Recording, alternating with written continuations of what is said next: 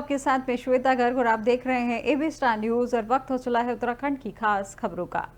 उत्तराखंड में शीतकाल के लिए चारों धामों के कपाट बंद हो गए हैं, लेकिन उत्तराखंड पर्यटन नगरी के साथ साथ धार्मिक नगरी भी है और लगातार श्रद्धालुओं का उत्तराखंड में आना लगा रहता है। सर्दियों को देखते हुए सरकार तैयारी में जुट गई है ताकि जो भी श्रद्धालु और पर्यटक उत्तराखंड आए उन्हें कोई परेशानी का सामना न करना पड़े। वहीं मुख्यमंत्री पुष्कर सिंह धामी ने कहा कि हमारे शीतकाल वाले स्थल हैं जहां पर आने वाले पर्यटक और श्रद्धालुओं को कोई असुविधा का सामना न करना पड़े। इसके लिए सरकार ने काम करना शुरू कर दिया है। साथ ही सीएम धामी ने कहा कि जहां पूरे भारतवर्ष में सूर्य दिखाई नहीं दे रहे, वहीं धुंध छाई है, वहीं उत्तराखंड में पर्यटक और श्रद्धालुओं को सूर्य और हिमालय भी दिखाई देंगे और एक अच्छा परिवेश और पर्यावरण मिलेगा। हम सभी को आमंत्रित करते हैं और इसके साथ ही सीएम धामी ने कहा कि मैं स्वयं, हमारे सभी मंत्रीगण और संगठन के लोग अलग अलग स्थान पर जाकर लोगों को आमंत्रित करेंगे कि वो उत्तराखंड आए और आने वाले समय में 4 धाम यात्रा 12 मास की होगी। देखिए, एक तो सबसे पहले तो हम अपने जो भी शीतकालीन स्थानों पर आने वाले यात्री हैं, पर्यटक हैं, श्रद्धालु हैं, उनको किसी प्रकार की भी असुविधा का सामना न करना पड़े, हम उसको प्राथमिकता से लेते हुए कल से ही हमने इस दिशा में काम करना प्रारंभ कर दिया है। और हम कहेंगे जहां आज भारतवर्ष के अनेक अनेक स्थानों पर जहां धुंध लगी हुई है, सूर्य दिखाई नहीं देते हैं, हमारे यहाँ पर उनको हिमालय भी दिखाई देगा, सूर्य भी दिखाई देंगे, अच्छा परिवेश भी मिलेगा और अच्छा एक पर्यावरण भी मिलेगा। तो हम सबको आमंत्रित करेंगे और मैं स्वयं भी प्रयास करूंगा कि अनेक स्थानों पर जाऊं, हमारे मंत्रीगण भी जाएंगे, हमारे संगठन के आदरणीय अध्यक्ष श्री महेंद्र भट्ट स्वयं भी, क्योंकि उसी घाटी में उसी स्थानों पर पले बड़े हैं, सबको हम लोग स्वयं जाकर एक एक स्थानों पर लोगों को आमंत्रित करेंगे और बाबा केदार की कृपा से हमारी जो यात्रा है। उत्तरकाशी में हुई महापंचायत को लेकर कांग्रेस ने प्रदेश सरकार पर गंभीर सवाल उठाए हैं, जहां कांग्रेस के प्रदेश उपाध्यक्ष और उत्तरकाशी के प्रभारी सूर्यकांत धस्माना ने कहा कि उत्तराखंड में भाजपा सरकार अपनी नाकामियों और विफलताओं को छुपाने के लिए सांप्रदायिक ध्रुवीकरण की राजनीति कर रही है।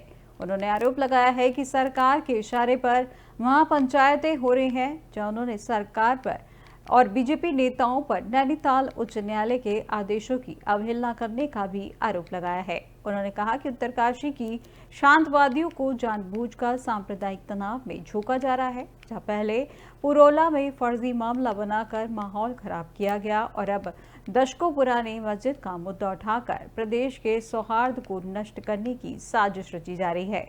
वहीं उत्तरकाशी की महापंचायत में बीजेपी के विधायकों ने भाषण देकर आग में घी डालने का काम किया है। ये कदम उच्च न्यायालय के आदेशों और सकारात्मक ही हलफनामे का उल्लंघन है।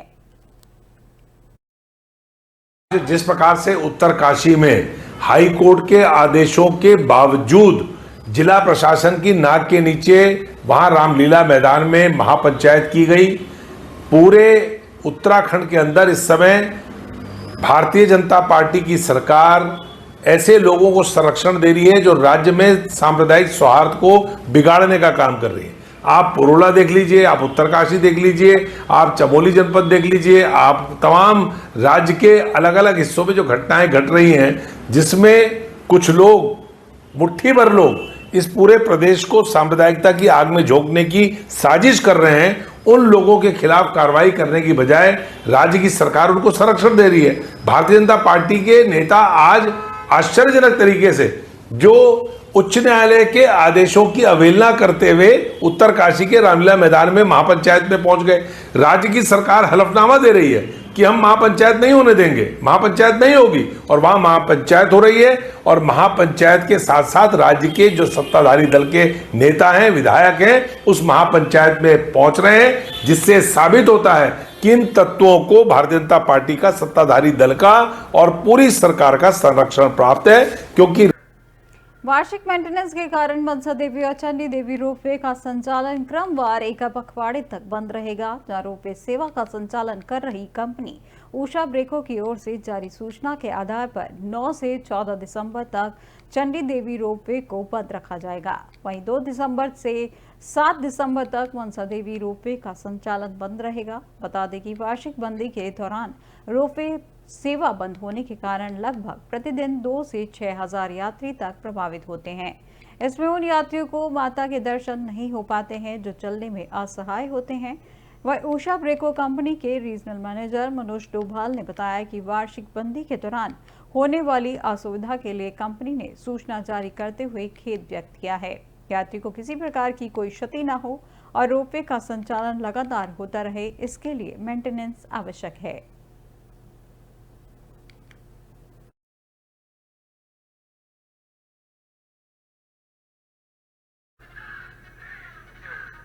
राजधानी देहरादून में बढ़ रहे सड़क हादसों के बाद पुलिस ने सख्ती बढ़ा दी है। जहां यातायात नियमों के उल्लंघन पर पुलिस ने शहर भर में अभियान शुरू कर दिया है। एसएसपी अजय सिंह खुद ग्राउंड जीरो पर उतरकर इस अभियान में जुटे हैं। जहां रविवार को पहले दिन अभियान की शुरुआत पर 229 युवाओं के विरुद्ध चालान की कार्रवाई की गई है। ट्रैफिक नियमों की उल्लंघन पर पुलिस ने युवाओं के परिजनों से फोन पर बात कर काउंसलिंग भी की गई है। जहां खुद एसएसपी अजय सिंह ने कई युवाओं के परिजनों से फोन पर बात की।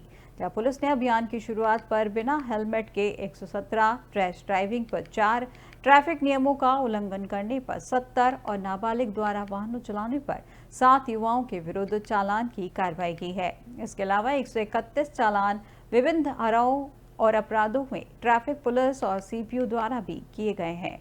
जहां एसएसपी अजय सिंह ने बताया कि अभियान के तहत नियम विरुद्ध वाहन चलाने पर कार्रवाई होगी। साथ ही लोगों को यातायात नियमों का पालन करने की हिदायत भी दी जाएगी। उन्होंने कहा कि इसके लिए भविष्य में एनजीओ की भी मदद ली जाएगी ताकि अभियान को बड़े स्तर पर चलाया जा सके।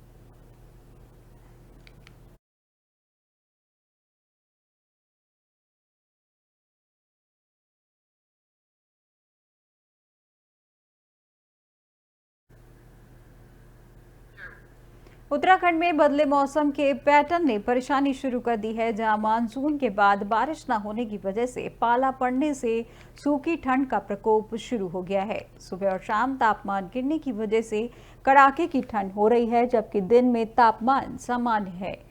जहां दिन के वक्त तापमान मैदानी इलाकों में 25 डिग्री सेल्सियस रिकॉर्ड किया जा रहा है, तो वहीं पर्वतीय क्षेत्रों में यह तापमान 15 से 16 डिग्री तक पहुंच रहा है। लेकिन रात के वक्त इस तापमान में तकरीबन 16 डिग्री तक गिरावट दर्ज की जा रही है, जिससे सूखी ठंड का प्रकोप बना हुआ है।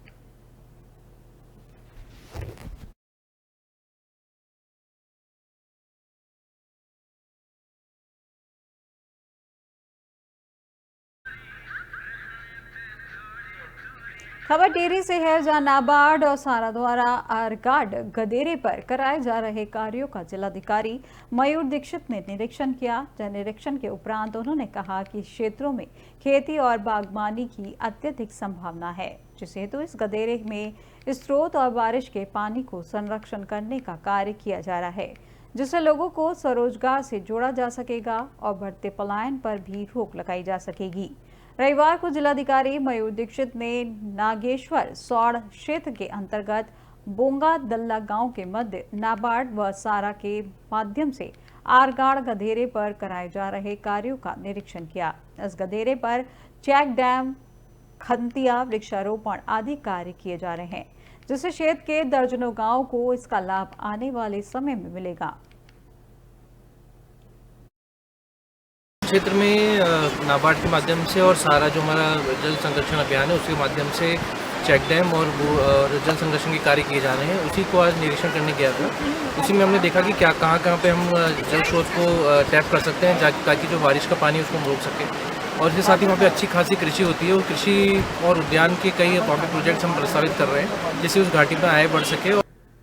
रुड़की के कोतवाली क्षेत्र के जौरासी गांव में स्थित एक धार्मिक स्थल पर दूसरे समुदाय के युवक द्वारा अपना खून चढ़ाने से आक्रोशित ग्रामीणों ने युवक को पकड़कर पुलिस को सौंप दिया है। सुरक्षा के तौर पर गांव में पुलिस बल तैनात किया गया है, जहां पुलिस ने माहौल खराब करने वालों से सख्ती से निपटने की चेतावनी देते हुए आरोपी के खिलाफ मुकदमा दर्ज करने की बात कही है।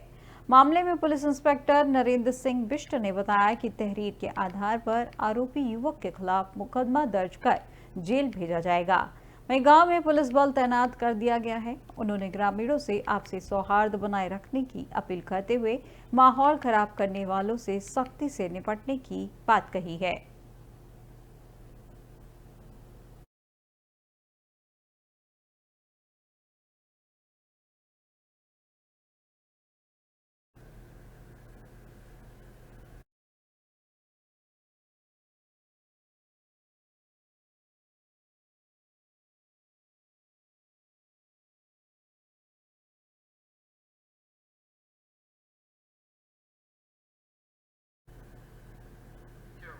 उत्तराखंड की अब तक की खबरों में फिलहाल बस इतना ही और देश दुनिया की तमाम जानकारी के लिए देखते रहिए एबी स्टार न्यूज़। नमस्कार।